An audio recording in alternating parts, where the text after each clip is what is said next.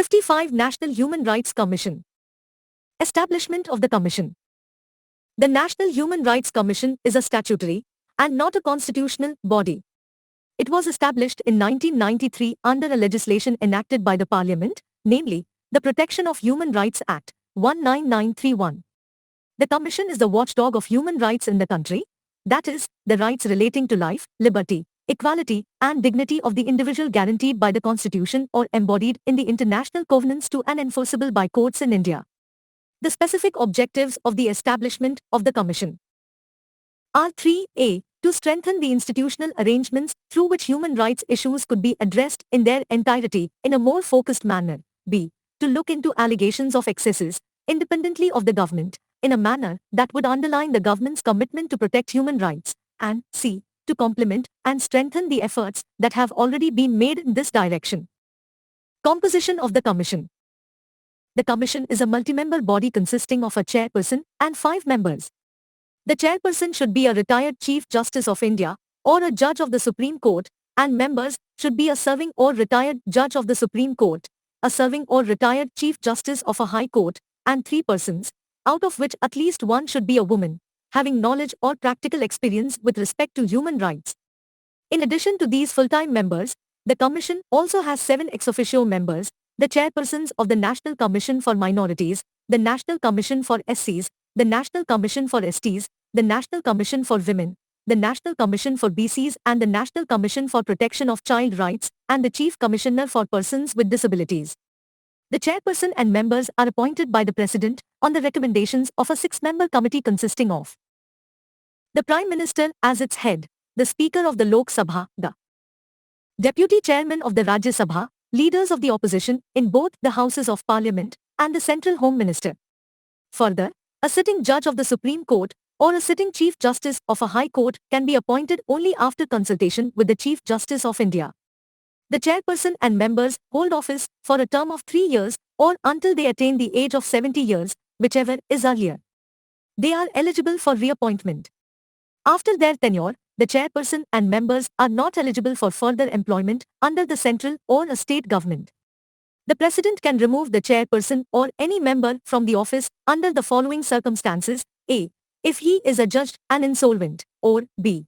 If he engages, during his term of office, in any paid employment outside the duties of his office, or c. If he is unfit to continue in office by reason of infirmity of mind or body, or d. If he is of unsound mind and stands so declared by a competent court, or e. If he is convicted and sentenced to imprisonment for an offence.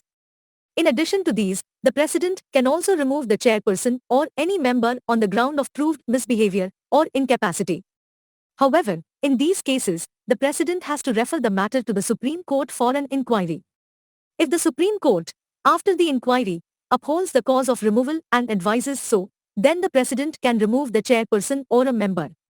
The salaries, allowances, and other conditions of service of the chairperson or a member are determined by the central government.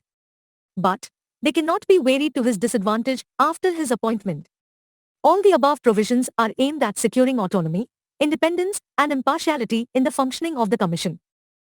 Functions of the Commission.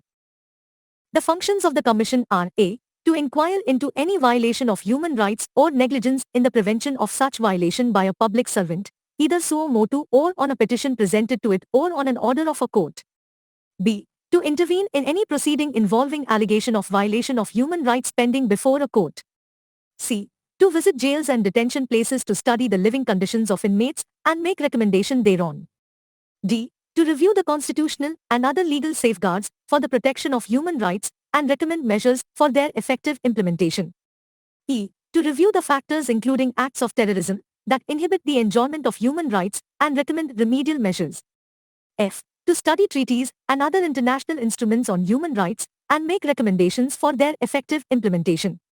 g. To undertake and promote research in the field of human rights. h. To spread human rights literacy among the people and promote awareness of the safeguards available for the protection of these rights. I. To encourage the efforts of non-governmental organizations, NGOs, working in the field of human rights. j. To undertake such other functions as it may consider necessary for the promotion of human rights. Working of the Commission. The Commission's headquarters is at Delhi, and it can also establish offices at other places in India. It is vested with the power to regulate its own procedure. It has all the powers of a civil court, and its proceedings have a judicial character.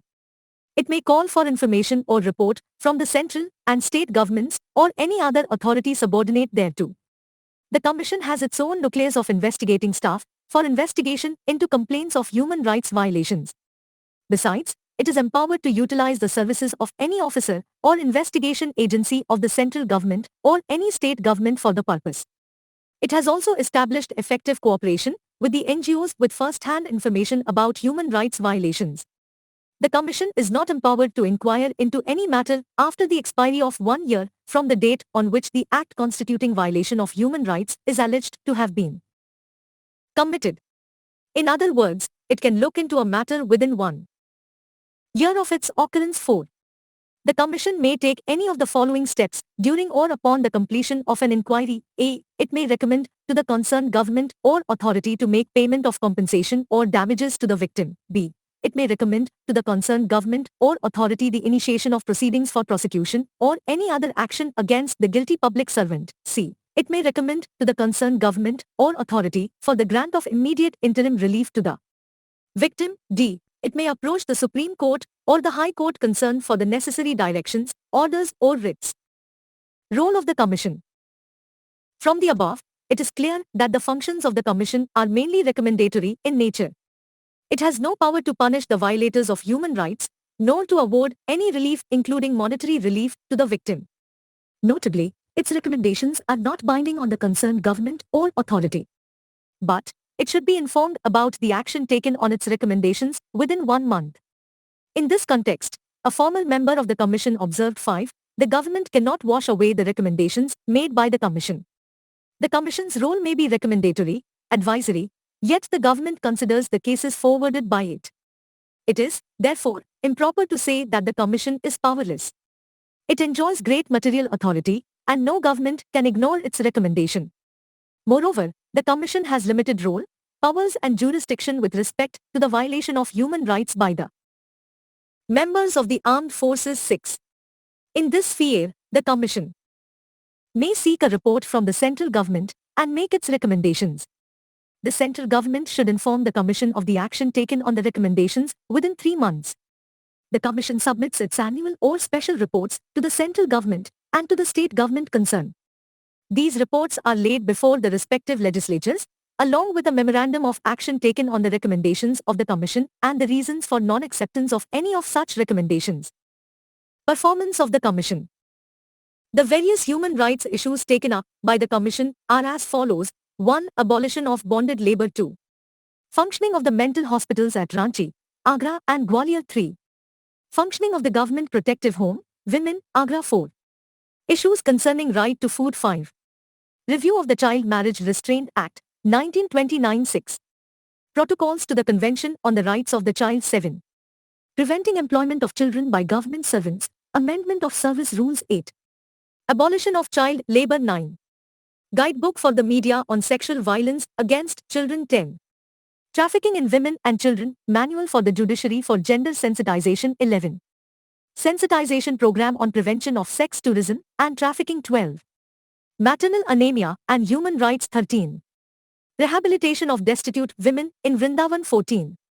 Combating Sexual Harassment of Women at the Workplace. 15. Harassment of Women Passengers in Trains. 16. Abolition of manual scavenging. 17. Dalits issues including atrocities perpetrated on them.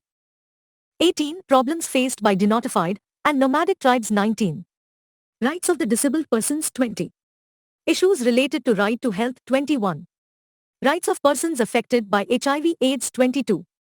Relief work for the victims of 1999 Odisha cyclone. 23. Monitoring of relief measures undertaken after Gujarat earthquake, 2001. 24. District Complaints Authority. 25. Population Policy Development and Human Rights. 26. Review of statutes, including Terrorist and Disruptive Activities Act, and Draft, Prevention of Terrorism Bill, 2027. Protection of Human Rights in Areas of Insurgency and Terrorism. 28. Guidelines to check misuse of the power of arrest by the police. 29. Setting up of human rights cells in the state city police headquarters 30. Steps to check custodial deaths, rape and torture 31. Accession to the Convention Against Torture, additional protocols to the Geneva Conventions. 32. Discussion on adoption of a refugee law for the country 33. Systemic reforms of police, prisons and other centers of detention 34. Review of laws, implementation of treaties, and the international instruments on human rights 35. Promotion of human rights literacy and awareness in the educational system 36.